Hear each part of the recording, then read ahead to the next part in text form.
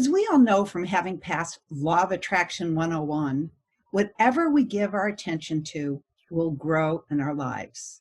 If we use our powerful attention to dwell on lack and limitation or what's not going well, we're going to manifest more of it. If we put our attention on what's good and abundant, we'll manifest more good and abundance. So why is it that even when we're putting our attention in all of the right places, sometimes we just feel energetically thwarted? Hi, I'm Deborah Poneman with Yes to Success, where I share knowledge and tools for you to create your ultimate life. And there are probably a lot of reasons why sometimes we may feel thwarted in our efforts to live our ultimate life. But one just might be that there are too many people around us whose thoughts aren't supporting our success and happiness.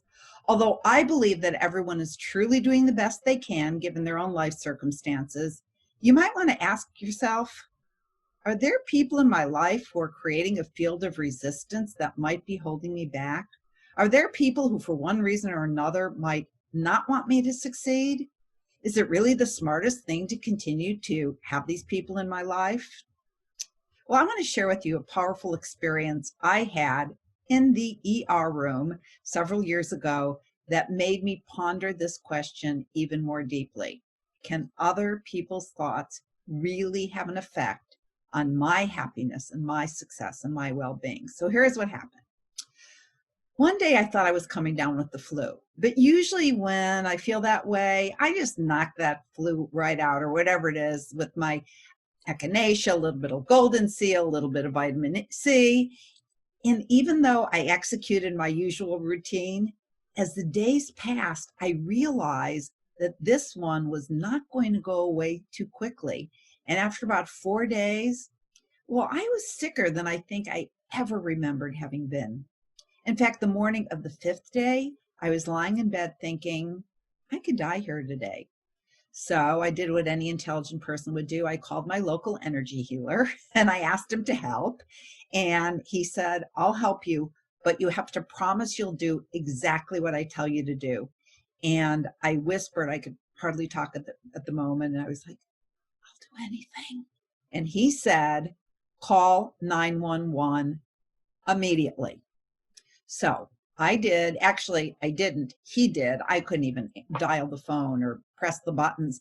And when the paramedics arrived and asked what hospital I wanted to go to, I told them, and they commiserated and decided that I might not survive the 9-minute ride to my chosen hospital. And they decided to take me to a hospital, a little place that was just around the corner, about 3 minutes away.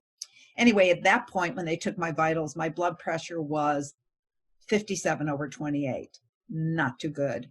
And it turned out that I had an acute sepsis with not one, but 2 types of deadly bacteria in my blood. When you have one, you have about a 50% chance of surviving. So when I arrived at the ER, I started to lose consciousness. And I guess I had what might be termed a near-death experience. But I didn't go through any kind of tunnel of dark and then at the end see a being of light. I just noticed that when my eyes were open, I could see everyone in the room running around trying to save my life.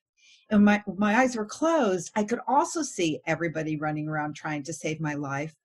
But I saw that everything was orchestrated by this radiant, moving divine light. And I saw how every movement of every nurse and every orderly was guided by this light. And I saw that everything they did fit together like the cogs of a fine-tuned watch. And I saw that there was no such thing as a mistake. You know how people say, oh, there are no mistakes in the universe? I saw there were no mistakes in the universe. Even when one of the nurses kind of fumbled an IV bag and it fell on the gurney, I saw that when she bent down to pick it up, her head moved away and it had been blocking a monitor.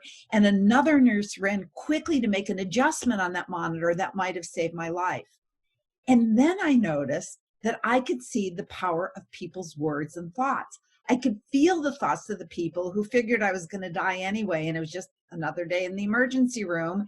And then I could feel the energy of those people who really in their hearts wanted me to live. And then the most amazing thing happened. And that is, my former husband arrived. We were still very, very close, and the healer had called him and told him to get over to the hospital, and he was very distressed. And one of the nurses noticed his distress and went over to him, and she put her hand on his shoulder and said, "Don't worry, she's going to be fine." There was no reason for her to say it, but she did. And as the words came out of her mouth, "she's going to be fine," I saw the sparkling pink light accompanying those words. It was kind of like a My Little Pony rainbow out of her mouth and into my body. And it made me fine. I felt strength coming back into every cell. And then a few moments later, the doctor came in and looked at the monitors, and in a very tense and urgent voice, he said, "Get that blood pressure up or we're going to lose her." Like really intense. And when he said, "And we're going to lose her," I saw those words come out of his mouth, accompanied by this like gucky brown gray color. It even smelled, it smelled like a swamp. And the words went out of his mouth and into my physiology, and it took all of my strength away. So here I am clinging to life by the thread. And I have the clear realization that if everybody in the room would just turn around and have the thought, "She's going to be fine," I could have probably gotten up off the gurney and headed out to the gym for a workout. And I remember lying there thinking, "Please, God, let me live." Because I had already always taught the power of the word to create your reality. Even in the Bible, it says, "Thou shalt decree a thing and it should be added onto you." It doesn't say, "Thou shalt decree a thing," and who knows, it might be added onto you. So I knew the power of our words, but the experience was so profound. I said, "Please, God, let me live, because if I do, I will tell everyone the power of their words." And actually, if you saw the movie What the Bleep, you know that there is scientific evidence proving that matter and reality are affected by our thoughts and our words. In fact, a few years ago, a very dear friend of mine, a woman named Lynn McTaggart, began a global movement called the Intention Experiment. And the Intention Experiment is a series of scientifically controlled experiments testing the power of intention to actually change the physical world. What she did, thousands of volunteers from 30 countries have participated with really astonishing results, all of which have been verified by leading researchers, including physicists and psychologists at Princeton and Cambridge and the International Institute of Biophysics and the Institute of Noetic Sciences. And in her pilot experiment, Lynn asked a group of people based in London to direct their thoughts to 4 targets in Germany. And the targets were 2 types of algae, 1 plant and 1 human. So the people were in London and they were asked to attempt to lower certain measurable biological responses in the 4 targets. And the results? Well, the doctors at the German lab found significant changes in all 4 targets. That means the people in London, through their intentions, created changes in the algae, in the plant, and even in the human volunteers in Germany. And Lynn's gone on to experiment with groups of people putting their attention on each other's success and happiness and physical and emotional healing through what she now calls the power of 8. And where she puts together groups of 8 and they put their attention on one member of the group at a time. And the miracles that these group intentions are creating for individuals, it's just far beyond what they could generate themselves. Healings, loved ones being reunited, monetary windfalls, houses selling that have been on the market for years, lost pets showing up, and so much more. So if this is all true, wouldn't it be fantastic to have people around you who genuinely desire your success and happiness?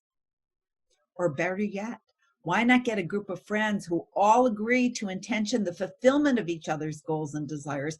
Put together your own group, a group of 8 or 6 or 4, and see what magic you can create for yourself, for each other, and maybe you even want to put your attention on the world. Oh, and you also might want to take an inventory of your current comrades. It might be time to clean house. So thanks for taking the time to be with me today. I hope what I shared with you was useful, and I wish you success, and I wish you happiness, and I wish you your ultimate